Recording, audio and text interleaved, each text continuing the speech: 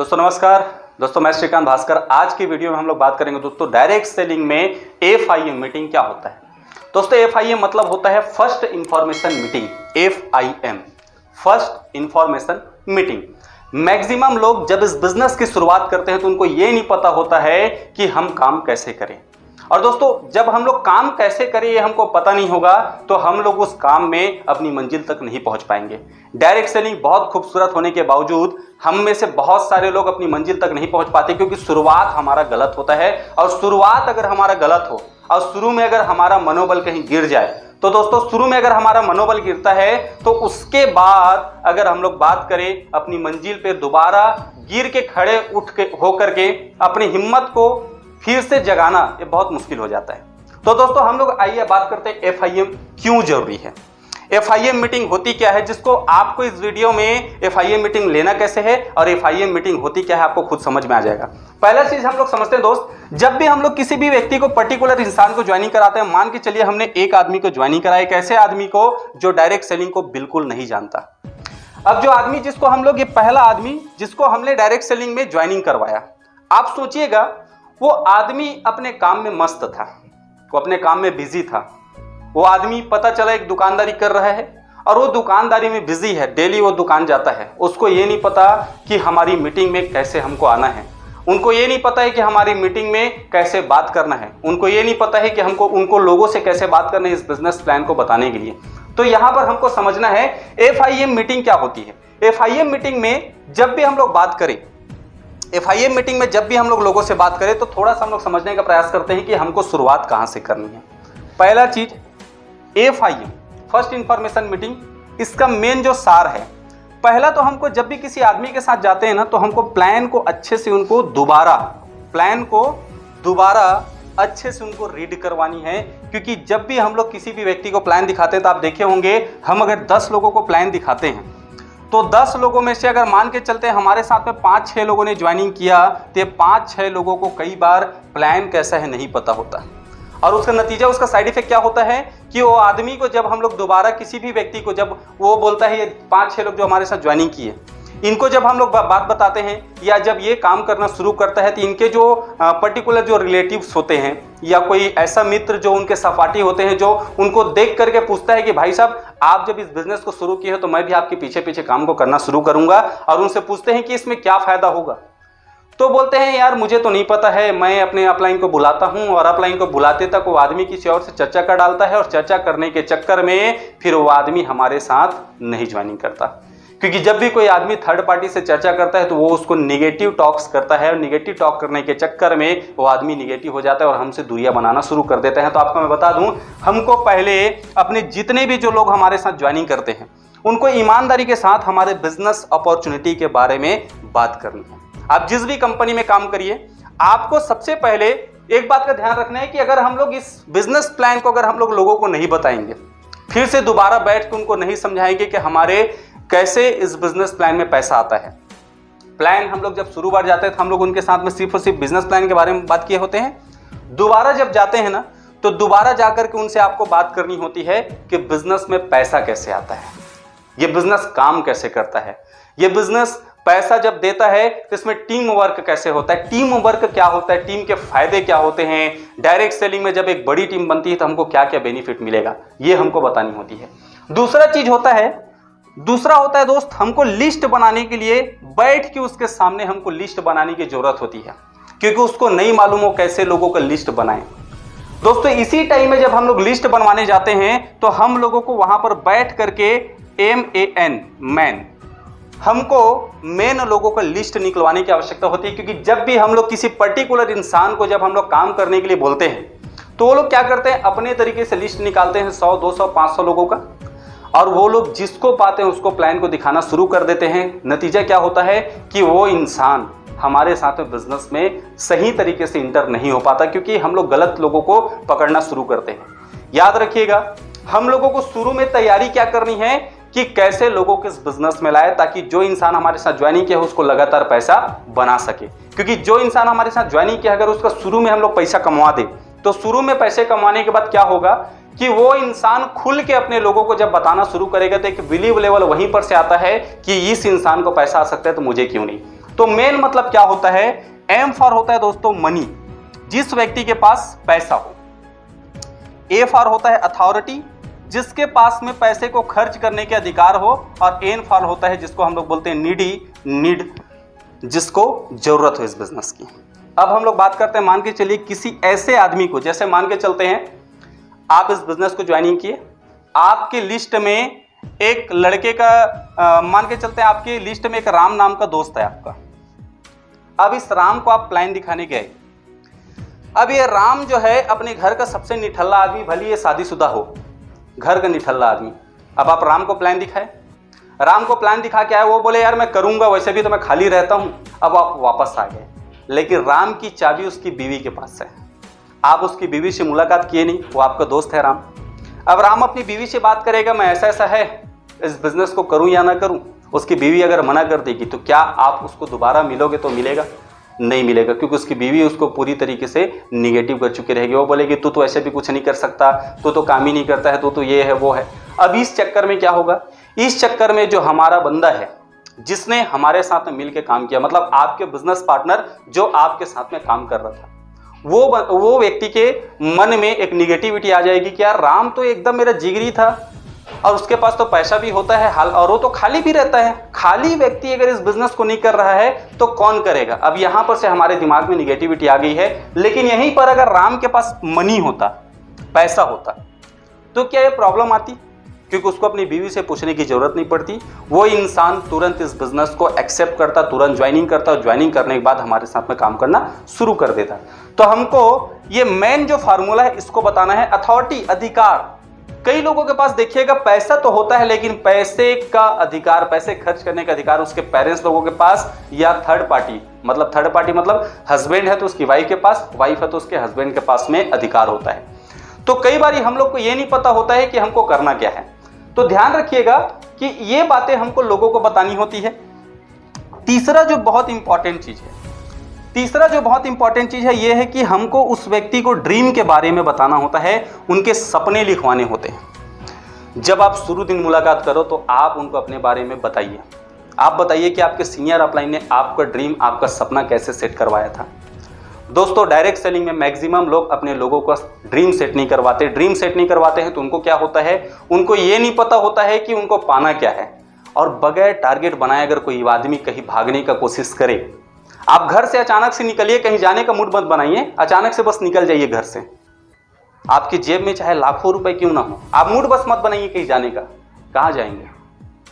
घूम फिर के वापस घर आ जाएंगे। तो आपके साथ में ये प्रॉब्लम ना आए, तो आप अपने लोगों का ड्रीम बनाइए। चौथा एक बहुत इंपॉर्टेंट चीज है।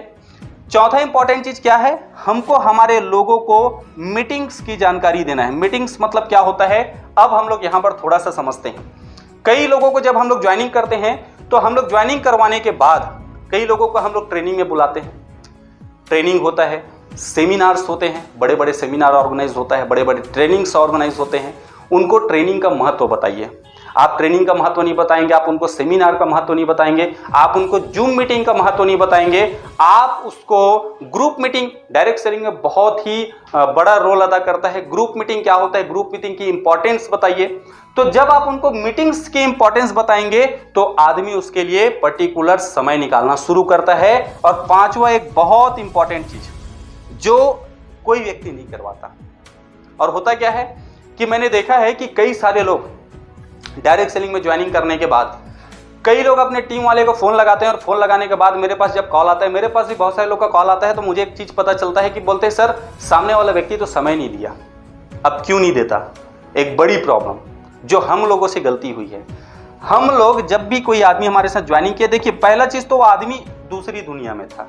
दूसरी दुनिया मतलब मान के चलिए कोई आदमी नौकरी कर रहा है, अब वो आदमी अपनी नौकरी कर रहा है तो पहली प्रायोरिटी नौकरी को देगा ना, कि वो हमारे बिजनेस को देगा। अब वो नौकरी के टाइम में अगर हम उसको बोलेंगे कि तू काम कर, तो कोई आदमी काम नहीं करने वाला।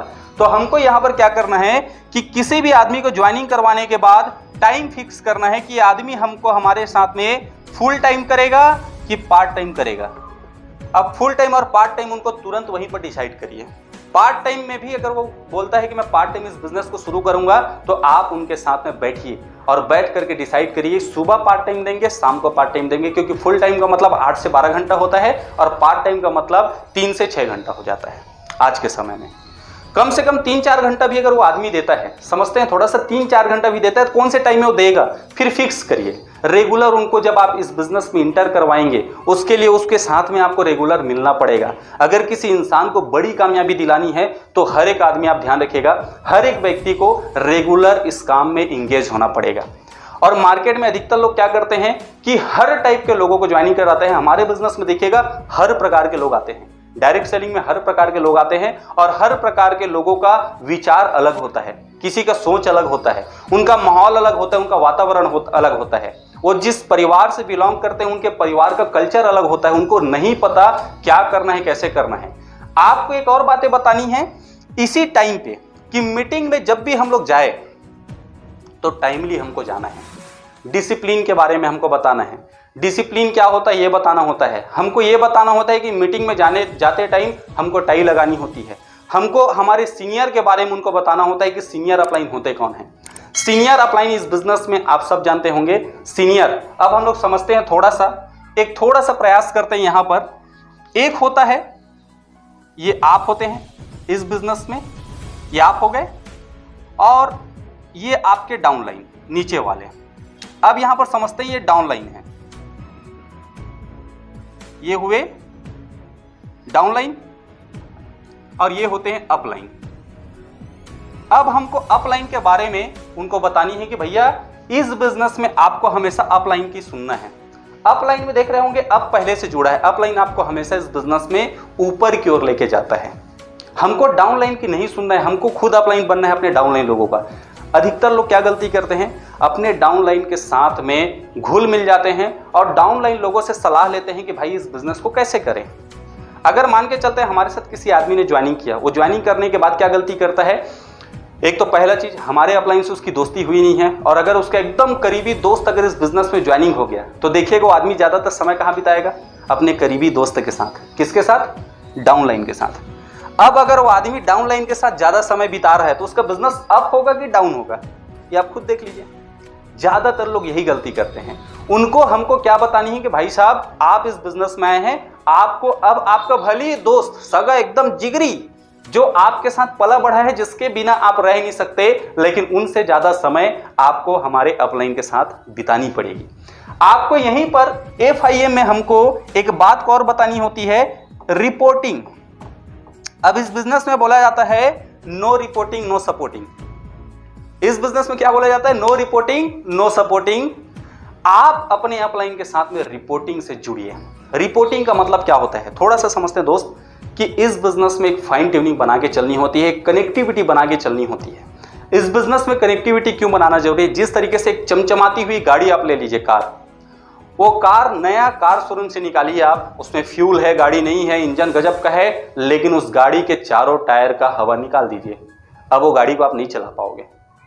इस बिजनेस में अपलाइन के साथ में जो व्यक्ति डेली बात करता है, सुबह एक बार कॉल लगानी होती है, रात को एक बार कॉल लगानी होती है, और जो आदमी अगर सुबह शाम जिस तरीके से अगर कोई बीमारी हमको लग जाए तो उस बीमारी को दूर करने के लिए डॉक्टर जब दवाई देता है तो सुबह और शाम हमको खानी पड़ती है। जब डॉक्टर हमको कोई दवाई देती है तो सुबह और शाम हमको खानी होती है और वो बीमारी हमारे शरीर से गायब हो जाती है। उसी तरीके से हमारे अंदर में एक बीमारी लगी है, वो है गरीबी का।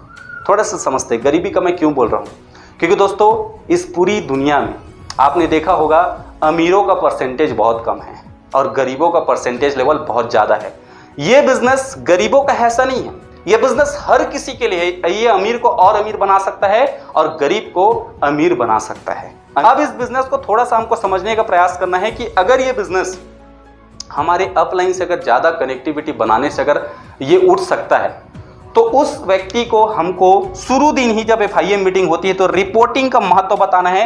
अब रिपोर्टिंग का महत्व जब हम बताते हैं तो हमारा पर्टिकुलर काम क्या होता है। FIM करने के बाद हमको हमारे अपलाइन, जो हमारे खुद के अपलाइन होते हैं, आप तो ये हैं, आपके अपलाइन यहां पर होंगे ना, आपके अपलाइन यहां है, आप इसके अपलाइन हो, आपके अपलाइन यहां है। आप अपने अपलाइन को जब भी किसी व्यक्ति का FIM मीटिंग करते हैं तो एक फोन घुमाइए। आज की डेट में वैसे भी फ्री में बात होती है, आज की डेट में फ्री में बात होती है, कोई आप एक कॉलिंग का 100 रुपए नहीं पटाते चार्ज।